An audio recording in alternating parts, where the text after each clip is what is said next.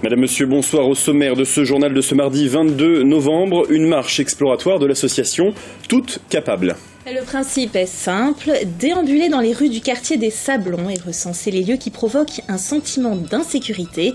Une initiative qui s'inscrit dans le cadre de la lutte contre les violences faites aux femmes. Au Mans toujours, 5e édition des 24 heures de la maternelle, un concept qui plaît puisque les 24 heures se sont transformées en une semaine et l'opération est désormais proposée dans toutes les écoles maternelles des Pays de la Loire. Enfin, il ne reste plus que 2 semaines à la flambée pour préparer son nouveau spectacle Carousel. Nous avons assisté aux premières répétitions en costume et avec le décor et vous le verrez, chaque détail a son importance. Mon invité c'est Sophie No, service civique auprès de l'association Cap 72. Vous organisez demain un café installation destiné aux porteurs de projets agricoles. Nous y reviendrons dans ce journal. Et ouvrons ce journal avec une initiative très originale de l'association Toutes Capables et de la préfecture.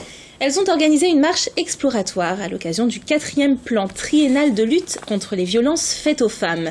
Les marcheuses ont déambulé dans les rues du quartier des Sablons et ont listé les endroits qui provoquent un sentiment d'insécurité. Le but est d'améliorer l'environnement urbain, parfois mal pensé pour les femmes. Voyez ce reportage de Mathias Hubert. C'est d'un pas décidé qu'elles arpentent les rues du quartier des Sablons. Leur mission du soir, occuper la rue en tant que femmes et lister les endroits où elles se sentent en insécurité au quotidien. Car la ville peut parfois se révéler inhospitalière pour les femmes, comme sur la place des Sablons ce soir-là, occupée exclusivement par des hommes. Une première expérience qui s'est avérée difficile pour les marcheuses. Il y a des espaces où ça ne pose aucun problème, mais on a vu que dans certaines rues, les hommes sont très très présents et on avait du mal à trouver notre place. Nous, même si on était en groupe, il nous a fallu vraiment s'imposer pour pouvoir passer dans certains quartiers des Sablons. Le but est aussi de sensibiliser et de communiquer sur une problématique peu abordée dans les débats publics. Cette marche a mis en lumière que la manière dont c'est conçu, ces places, favorise l'appropriation des hommes de ces espaces. Certainement, il y a à réfléchir, à faire autrement pour que l'espace soit divisé et que ça soit aussi encouragé les uns et les autres d'être ensemble sur cet espace.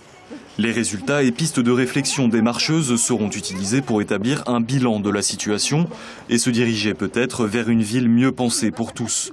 Prochaine étape, organiser d'autres marches exploratoires dans différents quartiers du Mans. Attention, pratiques commerciales particulièrement agressives et trompeuses, la préfecture de la Sarthe vous met en garde. Cela concerne les magasins de meubles éphémères qui fleurissent dans le département. Les clients sont sollicités par téléphone afin de venir chercher des cadeaux. Sur place, des rabais en cascade incitent les clients à sortir leur portefeuille avec des prêts s'étalant parfois sur plusieurs années. Les meubles sont ensuite livrés dans la journée, laissant penser aux clients qu'ils ne peuvent plus se rétracter. Restez vigilants selon le code de la consommation dans ce contexte. Vous disposez d'un délai de rétractation de 14 jours. En cas de doute, n'hésitez pas à vous rapprocher de la direction départementale de la protection des populations, dont le numéro s'inscrit en bas de cet écran. Accueillons maintenant l'invité de ce journal. Accueillons maintenant donc Sophie No. Vous êtes service civique auprès de Cap 72. Cap 72, c'est chemin vers une agriculture performante et paysanne. Et demain soir, vous organisez un café installation à l'épicerie des Prés. Alors vu l'heure, ce sera plutôt un apéritif, vu que c'est le soir. Pourquoi faire une telle animation dans un cadre comme celui-ci ? Alors le cadre, il a été déjà utilisé dans d'autres cafés installations qui ont lieu auparavant par Cap 72. Et du coup, comme je suis rentrée en poste il y a peu, j'ai décidé de reprendre le même lieu pour à la fois me présenter aux adhérents et ensuite relancer la pratique et relancer le rendez-vous. Alors quel est le concept ? Alors le concept, c'est un espace de parole pour les agriculteurs et pour les personnes extérieures au monde agricole. Cet espace de parole est à thème, c'est une thématique qui est souvent remontée par nos adhérents et par nos agriculteurs sur un problème rencontré, sur un sujet un peu épineux, sur des nouveautés, sur des actualités du monde agricole et permet de rassembler les jeunes agriculteurs, les étudiants dans le milieu agricole et les agriculteurs plus âgés, voire ceux qui préparent leur cessation d'activité autour de cette thématique et de les faire discuter. Alors le thème, c'est faut-il préférer une installation aidée ? Pourquoi est-ce qu'ils ont le choix déjà ? Alors, Dans le cadre d'une installation, il y a plusieurs moyens de pouvoir financer et l'État permet plusieurs moyens de faire du coup une installation aidée, donc des financements qui ne viennent pas uniquement par la personne qui souhaite s'installer. Et c'est un enjeu important parce que toute route et tout moyen de financement par l'État ou par d'autres structures possède à la fois des avantages et des contraintes, et il est important que les jeunes agriculteurs ou que les personnes voulant se projeter dans une installation agricole soient au courant de tous les systèmes possibles, de leurs enjeux, leurs contraintes, et puissent choisir correctement et sereinement leur parcours. Alors le plus gros des aides est destiné aux jeunes agriculteurs. Oui, c'est le plus gros des aides et le parcours le plus commun s'appelle la DJA, la dotation jeunes agriculteurs, et c'est une aide qui est du coup adressée aux personnes de 18 à 40 ans. Ça donne un peu le topo. On est jeune jusqu'à 40 ans, c'est bien. Alors un mot sur les intervenants qui vont participer à cette soirée. Nous avons la chance d'avoir 3 intervenants pour ce numéro-là. La première des intervenantes est une technicienne de la Chambre de l'agriculture de Sarthe que nous recevons. C'est Hélène Rondeau qui est venue, qui a accepté notre invitation pour parler des parcours à l'installation aidée, de nous expliquer de manière très terre à terre comment le système fonctionne, le chiffrage de l'aide exacte, les modalités et les contraintes ainsi que les potentiels enjeux que ce type d'aide demande.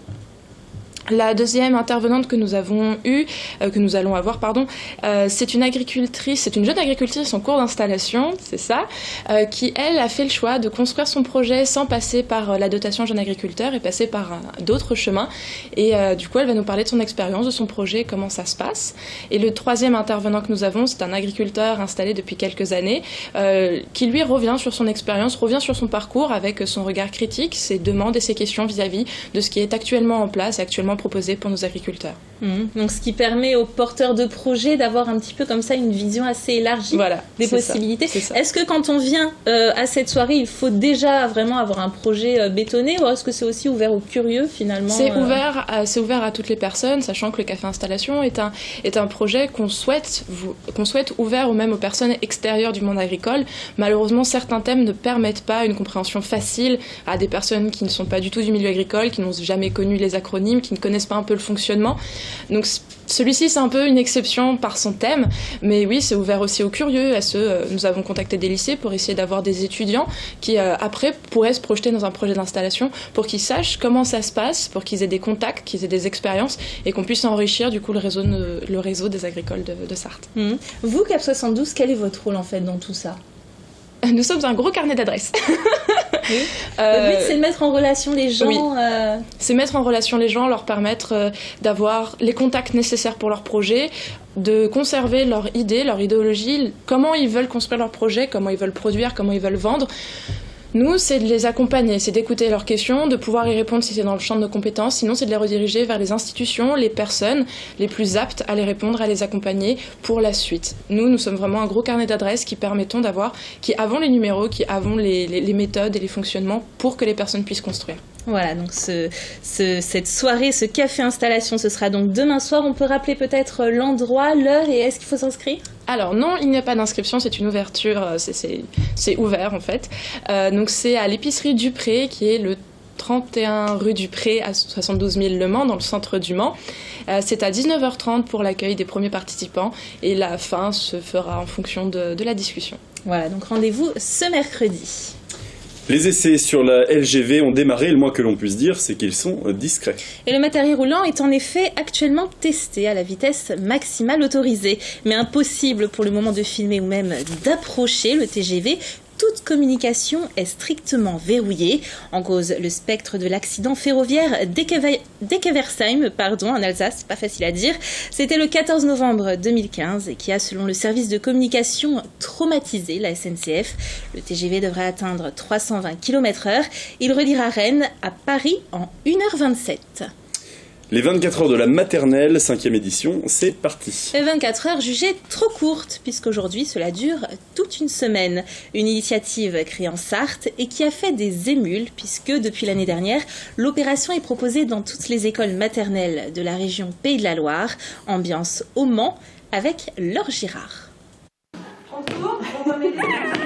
C'est facile la marelle, Noah? Non. Pas facile quand on a tout juste 3 ans, car l'exercice fait appel à la coordination et à la maîtrise des mouvements. Mais aujourd'hui, en classe, les enfants peuvent compter sur un encadrement plus personnalisé que d'habitude, grâce à la participation de parents venus co-animer ces 24 heures de la maternelle. Ça vous rappelle des souvenirs, ça? Oui, d'enfants. La marelle, oui, c'est de notre jeunesse. C'est une vraie cure de jouvence de revenir et faire ça à des enfants d'une école maternelle. C'est parfait, c'est génial.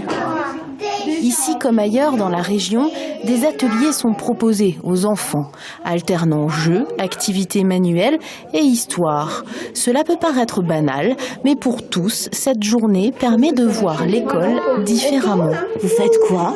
Un cochon. Notre principal enjeu, c'est tisser des liens avec les familles. C'était vraiment un enjeu très fort, puisque effectivement certains parents ne venaient pas à l'école. Nous avons souhaité mettre en place ces 24 heures, pour ça en priorité. Une initiative qui prend ses racines en Sarthe. La Sarthe a été très innovante, puisque c'est la 5e fois que se déroulent les 24 heures des maternelles. Et puis, nous avons souhaité que cette action exemplaire puisse être étendue à l'ensemble des 5 départements de l'académie. Ce qui représente plus de 500 écoles des Pays de la Loire concernées par l'événement depuis l'année dernière.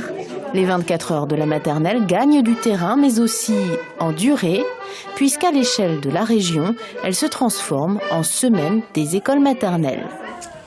Il reste 2 semaines à la flambée pour peaufiner son nouveau spectacle Carousel. Et la course contre la montre est enclenchée avant la première du spectacle de music-hall le 3 décembre. Il est temps maintenant de mettre en place le spectacle sur la scène avec décors et costumes, arrangement de lumière et ajustements techniques. Une mécanique bien huilée que nous vous invitons à découvrir avec en plus les premières secondes du spectacle à découvrir en avant-première. Jupe froufroutante, talons hauts, escalier non éclairé et surtout une natte de cheveux pas simple à gérer. C'est à ça que servent les répétitions en costume. Ça y est, c'est réglé, elles seront attachées. Mais c'est vrai que c'est le genre de choses qu'on voit aussi sur place. Donc il faut gérer ça. Donc en plus de notre propre corps, des talons, des marches, etc., il y a aussi des accessoires. Mais on rectifie au fur et à mesure. Voilà une semaine que la troupe a investi la salle des concerts. C'est le moment de créer et mettre en place décors et lumière. Il faut aussi rentrer dans les personnages, des créatures d'art forain plutôt fantasques et inspirées des représentations traditionnelles du début du XXe siècle. C'est quelle main que tu montes? À la gauche, normalement. La gauche? Mais faut qu'on te voit chier. Une manière de parler particulière et aussi un physique à habiter. Si on n'est pas bien conscient de toutes ces petites choses qui font que le personnage est habité, on passe à côté, tout simplement. Donc on a essayé vraiment de faire du comique de caractère, du comique physique aussi, et donc tous ces petits détails d'ajustement, de posture, etc. C'est ce qui va faire vivre.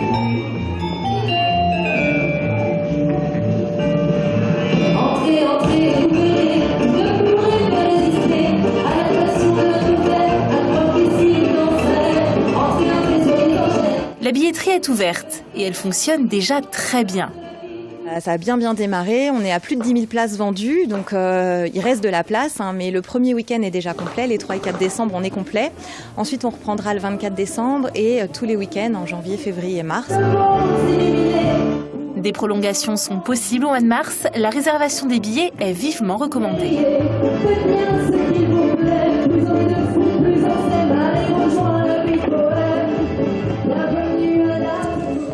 Et c'est la fin de ce journal, on se retrouve juste après la météo pour le Face à la Rédac, à tout de suite.